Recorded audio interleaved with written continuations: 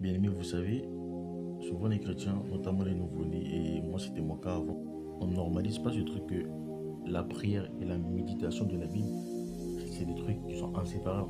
En fait, ils marchent ensemble. Je vous prends un simple exemple. Prenons le soleil et la lumière. Le soleil émet toujours de la lumière, on est d'accord. Ainsi, il est impossible d'imaginer l'un sans l'autre. Il est impossible qu'il y ait du soleil et qu'il n'y ait pas de lumière. Et il est impossible qu'il y ait de lumière, en gros une grande lumière, sans qu'il y ait du soleil. En fait, c'est comme ça la prière et la méditation de la Bible. C'est deux choses qui marchent ensemble. On fait pas l'un, on laisse l'autre. Vice versa. Du coup, c'est pas normal qu'un chrétien lise beaucoup la Bible et prie peu.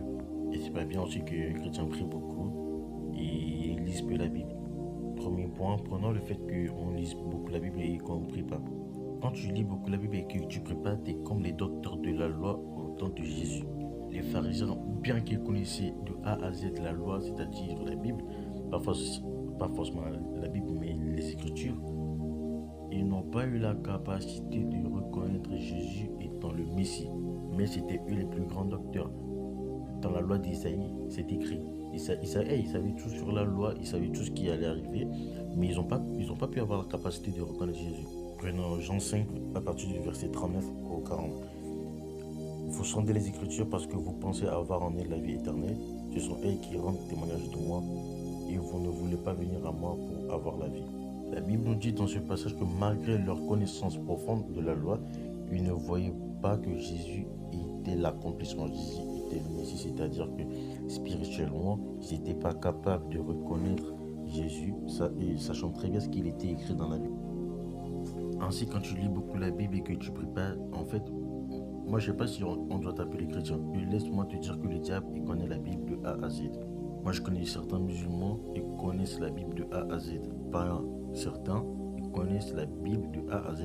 Deuxième point, le fait que tu pries beaucoup mais que tu lises peu la Bible. La Bible déclare dans Isaïe 1, verset 18, venez et plaidons, dit l'Éternel.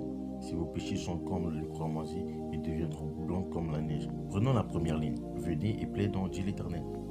Ainsi, pour plaider avec Dieu, il faut connaître sa parole. Si tu ne connais pas sa parole, pourquoi tu vas plaider avec lui? Tu vas lui dire quoi? Car la Bible déclare que Dieu est sa parole et il veille sur sa parole pour l'accomplir. Quand tu pries, tu vas lui dire quoi?